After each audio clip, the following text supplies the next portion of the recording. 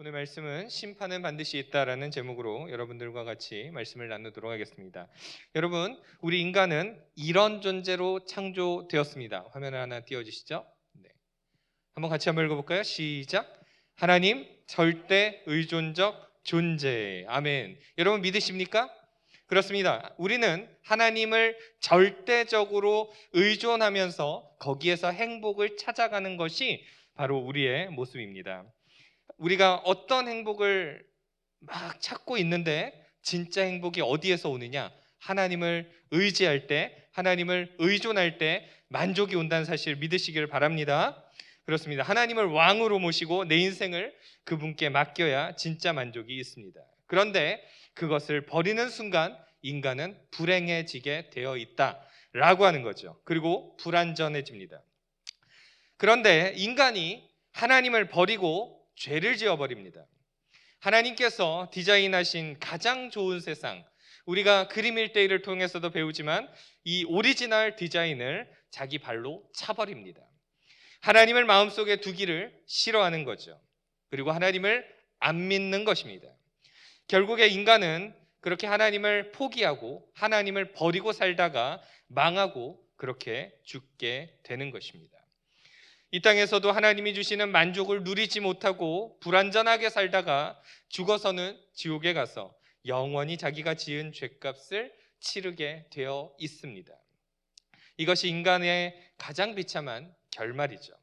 그런데 인간에게 하나님은 살아있는 동안 무엇을 주시느냐? 기회를 주십니다. 이 말을 여러분 잘 기억하시기를 바랍니다. 내가 살아있는 동안에 하나님을 잘 믿으라고 기회를 주신다는 것입니다. 여러분 한번 여쭙겠습니다. 우리는 이 세상에서 몇 번 살죠? 딱 한 번 삽니다. 우리가 이 세상의 삶은 어떤 삶을 준비하는 것일까요? 영원한 삶을 준비하는 것입니다. 그러니까 이 땅에서 우리가 어떻게 사느냐, 이것이 참 중요한 한 요소가 되겠다라고 하는 거죠. 하나님을 잘 믿느냐, 하나님을 잘 믿지 않느냐, 하나님을 아예 안 믿느냐, 우리는 이것을 잘 생각해 볼 필요가 있겠습니다. 그래서 내 주변에 안 믿는 사람들을 아직까지 살려두시는 이유는 하나님을 믿으라고 기회를 허락하고 계시는 것입니다. 믿지 아니하고 이 세상을 떠나면 끝이 없는 영원한 지옥에서 영원히 죄값을 치르며 다시는 빠져나올 수 없기 때문입니다. 그러하기에 우리는 이 땅에 살아가는 동안에 하나님이 우리에게 긍휼을 베풀고 계시다는 것을 기억해야 한다라고 하는 거죠. 오늘 본문보다 앞에 있는 5장에 보면 이런 내용이 등장하고 있습니다. 창세기 5장 25절에서 29절까지의 말씀을 보면 이런 내용이 나오고 있는데 한번 쭉 연이어서 읽어보시면 좋겠습니다. 같이 한번 읽어보실까요? 시작.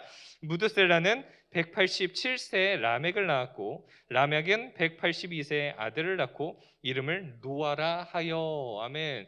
자, 오늘 본문의 이야기를 하고 있는데 갑자기 족보를 꺼내 들었습니다. 왜 그랬을까요? 한번 여러분 말씀을 같이 나누어 보면 좋겠습니다. 자, 5장에 아담의 족보가 저기 보시면 등장하고 있는데 이 무드셀라라고 하는 사람을 좀 눈여겨 보실 필요가 있습니다. 이 무드셀라는 성경의 전체를 통틀어서 가장 오래 살았던 사람이 바로 이 무드셀라죠. 자, 그런데 이 무드셀라의 이 사람의 이름의 뜻이 있습니다. 이름의 뜻이 어떤 뜻이 있냐면 그가 죽으면 심판이 온다라는 뜻이 있습니다. 이 아이가 죽으면 심판이 온다라는 뜻이 있습니다. 그래서 사람들은 이 무드셀라라는 이름이 불려질 때마다 어떤 느낌이 들었을까요? 이 아이가 죽으면 심판이 온다. 사람들이 그런데 이 말을 들으면서 회개하고 또 돌이켰다라면 얼마나 좋았을까요? 그러나 사람들은 돌이키지 않았다라고 하는 거죠. 죄악에 빠진 사람은 하나님의 심판을 아주 가볍게 여깁니다. 그것을 아주 심각하게 받아들이지를 않습니다.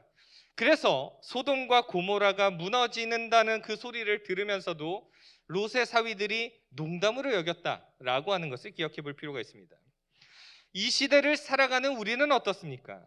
과연 지옥을 심각하게 받아들이고 있습니까?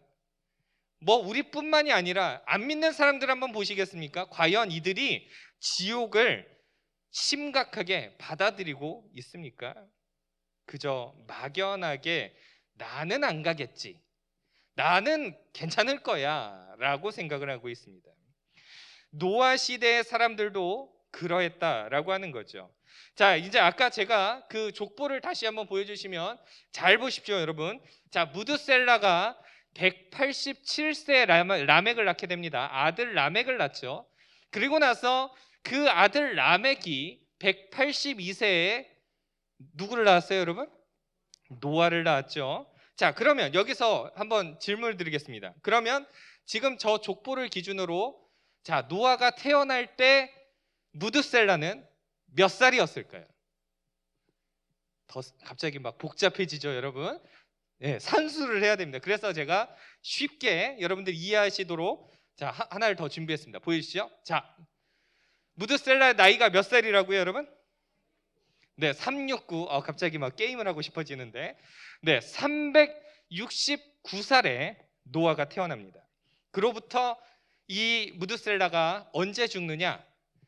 600년 뒤에 무드셀라가 죽습니다. 자, 600년이라고 하는 연수를 잘 기억해 주시기를 바랍니다.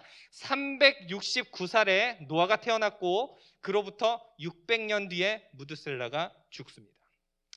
자, 이제 죄로 인해서 오염된 인간의 모든 생각들이 다 어떠했는지를 이제 오늘 본문에서부터 쭉 살펴보시도록 하겠습니다. 자, 5절의 말씀을 이제 띄워주십시오. 자, 5절 같이 한번 읽어보겠습니다. 시작. 여호와께서 사람의 죄악이 세상에 가득함과 그의 마음으로 생각하는 모든 계획이 항상 악할 뿐임을 보시고. 아멘. 자, 이 노아 시대에 쭉 살펴보시면 사람들이 죄악이 세상에 어떻게 했다고요? 가득했다라고 하는 것을 볼 수가 있습니다. 그리고 그들의 모든 계획이 항상 어떻다고요? 악했다라고 하는 것을 볼 수가 있습니다. 즉 사람의 죄악이 세상에 가득했다는 거죠. 그러니까 노아가 태어난 해 무드셀라가 369년을 사는 동안에 그 이름의 뜻이 뭐였죠, 여러분? 이 아이가 죽으면 심판이 온다라고 하는 말을 계속해서 들음에도 불구하고 인간은 여전히 죄악투성이였다는 것입니다. 그의 마음으로 생각하는 모든 계획들이 항상 악했다는 거죠. 이 악의 개념이 단순히 도덕적으로 나쁜 짓을 하느냐의 문제가 아닙니다. 인간이 하나님을 떠나는 것이 바로 악입니다. 뭐가 악이라고요? 인간이 하나님을 떠나는 것이 악입니다. 하나님을 버리는 것이 악입니다. 하나님을 의지하지 않는 것이 악입니다. 그런 인간이 그 어떤 생각을 하든지 어떤 계획을 세우든지 하나님 보실 때는 악한 것이 되는 거죠. 생각해 보시면 관계가 틀어져 있는데 그 나한테 못되게 군 그 상대방이 나한테 오지 않고 다른 착한 일을 한다라고 해서 과연 그게 착해 보입니까? 그 사람이 하는 행동들이 선해 보입니까? 그 사람이 하는 모든 행동들이 나에게 마음에 듭니까, 여러분? 관계가 틀어져 있는데 여러분? 그럴 리가 없죠. 그런데 그 인간이 하나님과의 관계의 문제를 해결하지 않고 하나님을 떠나 살면서 온갖 더러운 것들과 악한 일들을 행하게 된다는 것입니다. 그래서 하나님은 말씀하시죠. 6절의 말씀을 보면 이렇게 등장하고 같이 한번 또 읽어보실까요? 시작. 땅 위에 사람 지으셨음을 한탄하사 마음에 근심하시고. 아멘. 땅 위에 사람을 만드셨던 것을 한탄하셨다는 겁니다. 여러분, 하나님이 이 세상을 만물을 만들고 그것들을 보셨을 때 이렇게 말씀하셨죠. 보시기에 심히 좋았더라라고 말씀하셨습니다. 그런데 그들의 죄악됨을 보시고 하나님이 지금 한탄하시고 근심하셨다는 거죠. 한탄하다라는 것은 원통하거나 뉘우치는 일이 있을 때 한숨을 쉬면서 탄식하다라는 뜻을 가지고 있습니다. 탄식하고 인간을 지으신 것을 후회하셨다는 겁니다. 마음에 근심이 가득했다는 거죠. 하나님은요, 죄를 싫어하십니다. 하나님은 결코 죄를 그냥 내버려 두지 않습니다. 반드시 샅샅이 찾아서 징계하십니다. 그래서 하나님께서는 이 세상의 모든 만물을 심판할 계획을 세우시죠. 이 심판의 원인은 바로 인간의 죄 때문입니다. 죄는 반드시 심판받는 것입니다. 이것이 바로 하나님의 공의입니다. 아주 공정하게 또 의롭게 자신의 행위대로 심판하신다는 거죠. 그래서 7절에 보시면 이런 내용이 등장하고 있습니다. 7절 또 한번 같이 읽어보실까요? 시작. 이르시되 내가 창조한 사람을 내가 지면에서 쓸어버리되 사람으로부터 가축과 기는 것과 공중의 새까지 그리하리니 이는 내가 그것들을 지었음을 한탄함이니라 하시니라. 아멘. 여기의 말씀을 좀 잘 보시겠습니까? 색깔을 표시한 내용들을 여러분 잘 보십시오. 하나님은 창조한 사람을 내가 땅에서 다 쓸어버릴 것이다 라고 말을 하고 있죠. 그런데 창조한 사람만 없애는 것이 아닙니다. 어떤 존재들을 지금 쓸고 있죠? 지면에서 쓸어버리는데 어떤 존재요? 가축, 기는 것, 공중의 새까지 다 쓸어버리겠다라고 하는 것입니다. 죄는 누가 지었죠, 여러분? 사람이 지었잖아요. 인간이 지었잖아요. 그런데 모든 피조물들이 다 죽게 된다라고 하는 것입니다. 이것이 바로 대표성의 원리입니다. 아담이 범죄하였지만 모든 사람이 범죄하게 되었고 모든 피조물이 이 영향을 받게 되는 것입니다. 결국 인간의 범죄는 하나님의 심판을 피할 수 없다라고 하는 이 명백한 진리를 우리는 기억해야 됩니다. 성경의 원리는 바로 이겁니다. 자, 띄워주시죠. 같이 한번 읽어보실까요? 시작. 죄인은 죄값을 치러야 한다. 죄인은 반드시 뭘 치러야 된다고요? 죄값을 치러야 한다. 이게 바로 하나님의 공의입니다. 죄인은 영원한 벌을 받고 의인들은 영생에 들어가게 되는 것입니다. 우리 주변에 여전히 안 믿는 사람도 이 법칙에 적용이 됩니다. 끝까지 하나님을 믿지 않는 사람의 결말은 다시는 빠져나올 수 없는 영원한 지옥에서 영원히 죄값을 치러야 하는 것입니다. 이것이 우리 인간의 가장 비참한 결말입니다. 어떤 사람들은 이렇게 질문할 수 있습니다. 예수를 안 믿는 것이 왜 죄가 되냐라고 물을 수 있습니다. 그러나 피조물이 창조주를 의지하지 않는 것은 명백한 죄입니다. 그리고 그게 교만입니다. 내 힘으로 살 수 있다는 것 자체가 교만입니다. 하나님은 교만한 자를 물리치십니다. 우리가 하나님께 붙어 있지 않으면 하나님이 보실 때 우리가 하는 모든 행위가 다 악하기 때문입니다. 그러나 그 가운데서도 은혜를 입은 사람이 있었습니다. 오늘 보면 8절에 등장하고 있는 바로 이 사람이죠. 같이 또 읽어보실까요? 시작. 그러나 노아는 여호와께 은혜를 입었더라. 아멘. 누구만 은혜를 입었다고요? 노아만 이 은혜를 입었습니다. 그 이름의 뜻을 살펴보면 안위하다라는 뜻이 있습니다. 몸을 편안하게 하고 마음을 위로하다라는 뜻이죠. 고통 가운데 있던 모든 것들이 다 사라지고 몸을 편안하게 하고 마음을 위로하신다라고 하는 것입니다. 노아가 어떤 선한 행동을 많이 해서 은혜를 입은 것이 아닙니다. 그가 하나님으로부터 특별한 은혜를 입었을 뿐입니다. 하나님이 그렇게 은혜를 베푸신 거죠. 자, 이제 노아는 하나님의 명령에 따라서 아주 긴 시간 동안 이걸 만듭니다. 뭐죠, 여러분? 방주를 만들죠. 사람들은요, 전부 미친 짓이라고 비웃었습니다. 이 완전 미친 사람이라고 비웃지 않았겠습니까? 제가 최근에 이런 기사를 봤습니다.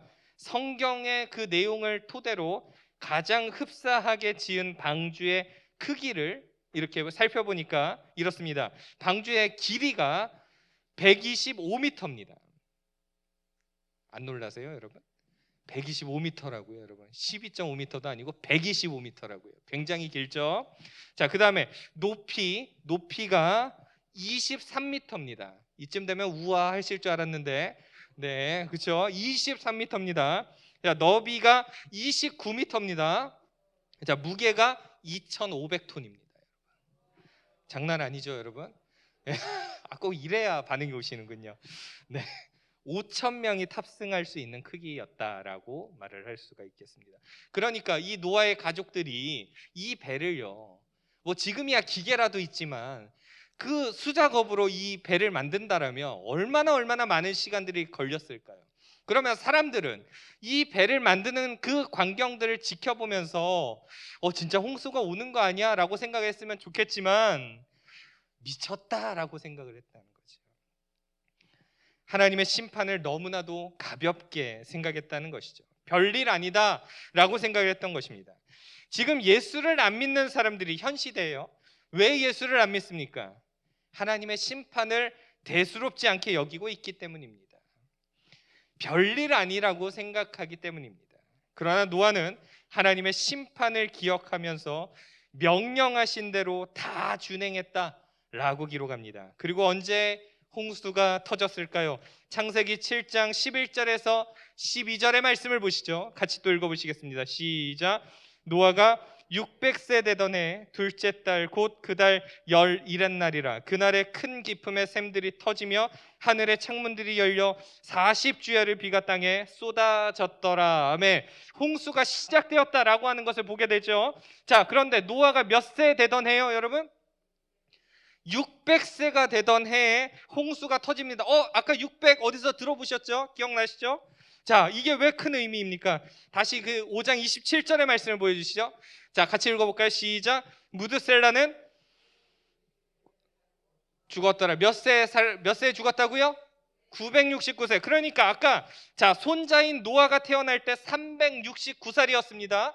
369살. 그때로부터 몇 년 뒤요, 여러분? 600년이 흐른 그 뒤에 이 사람이 죽었을 때 바로 홍수가 시작된 겁니다. 하나님의 말씀하신 그대로 무드셀라가 600년이 더 흘러서 969세가 되었을 때 그가 죽었고 그 다음에 홍수가 시작된 겁니다. 무드셀라의 그 이름, 그가 죽으면 심판이 온다, 그 말을, 그의 이름을 많은 사람들이 불렀겠지만 사람들은 그 이야기에 귀를 기울이지 않았습니다. 사람들은 그 심판을 가볍게 생각했습니다. 무슨 심판이 와, 말도 안 되는 소리라고 말했습니다. 그러나 하나님께서 노아가 600세 되던 해, 무드셀라가 죽던 그 해에 그때에 바로 홍수를 내리셨습니다. 결국 노아의 식구들과 방주 안의 생물들을 제외하고는 모조리 다 물에 죽고 말았습니다. 철저한 하나님의 심판에 하나님의 은혜를 입지 않으면 모두 다 죽는 것이죠. 여러분은 하나님의 심판이 가볍게 느껴지십니까? 하나님의 징계가 별것 아니라고 생각하십니까? 아니요, 죄인은 반드시 죽어 영원한 지옥에 가서 영원히 죄값을 치르게 됩니다. 그리고 이것은 누구도 피해갈 수 없습니다. 말씀을 정리합니다. 하나님은 우리가 이 땅에 살아가는 동안 기회를 주십니다. 어떤 기회일까요? 하나님을 마음속에 믿어 지옥의 심판을 벗어날 수 있는 기회를 주십니다. 그리고 이 땅에서 하나님이 기뻐하시는 열매를 많이 맺는 거죠. 용서하고 사랑하고 또 화해하는 것입니다. 우리가 죄를 따라 살아갈 때 반드시 하나님이 그 책임을 물으실 것입니다. 하나님 앞에서 책망받게 될 겁니다. 이사야 59장 18절에는 이런 내용이 나와 있습니다. 같이 한번 읽어보실까요? 시작. 그들의 행위대로 갚으시되 그 원수에게 분노하시며 그 원수에게 보응하시며 섬들에게 보복하실 것이라. 아멘. 위에 보니까 색깔 보시면 뭐대로 갚으신다고요? 행위대로 갚으신다. 그리고 그 밑에 보면요, 그 원수에게 뭐 하신다고요? 보응하신다라고 기록하고 있습니다. 만약에 이 말씀이 내가 사랑하는 안 믿는 가족에게 그대로 적용된다면 가만히 있을 수 있겠습니까? 우리는 내 가족이 육체적인 죽음을 앞두고 있을 때는요, 물불 가리지 않고 막 달려듭니다. 육체적인 죽음을 내 가족이 앞두고 있을 때는 어떻게 해서든지 살려보겠다고 막 정신이 미치지 않겠습니까? 그러나 영적인 죽음에는 조금 덜 긴장하고 있지는 않습니까? 여전히 육체가 살아있기에 아직은 좀 더 기회가 있을 거야 라고 생각하고 있지는 않으십니까? 그러나 여러분, 고린도후서 6장 2절의 말씀처럼 보라 지금은 은혜 받을 만한 때요, 보라 지금은 구원의 날이로다 믿으시길 바랍니다. 바로 지금 구원에 이르게 해야 한다라고 하는 것입니다. 제가 오늘 기사를 봤더니 아주 유명하신 분이 돌아가셨더라고요. 전국 노래자랑의 영원한 MC 누구시죠? 네, 송혜 선생님께서 돌아가셨다라고 하는 기사를 좀 보았습니다. 아무리 유명해도 세상 가운데서 아무리 명예가 많고 아무리 성공을 하고 아무리 돈이 많아도 결국 사람은 한번 어떻게 돼요, 여러분? 죽습니다. 여러분. 우리는 6월 19일에 행복 나눔 축제를 준비하고 있습니다. 우리 마음속에 좀 간절함과 절박함을 가지고 내 사랑하는 가족과 또 주변 이웃들을 초청하시기를 바랍니다. 그분들이 예수를 믿을 때 지옥에서 천국으로 바뀌는 놀라운 경험이 있게 될 것입니다. 여러분, 저 말씀의 제목 다시 한 번만 크게 한번 읽어보실까요? 시작. 심판은 반드시 있다. 여러분, 이 제목을 좀 긴장감 있게 좀 받아들이시고 우리가 이 성전을 떠났을 때 우리의 사랑하는 가족들에게 또 우리 주변에 있는 지인들에게 함께 꼭 복음을 전하시고 또 축제에 또 초대하시고 하셔서 하나님의 나라를 함께 입성할 수 있는 저와 여러분들 모두가 되어지기를 간절히 소망합니다. 기도하겠습니다.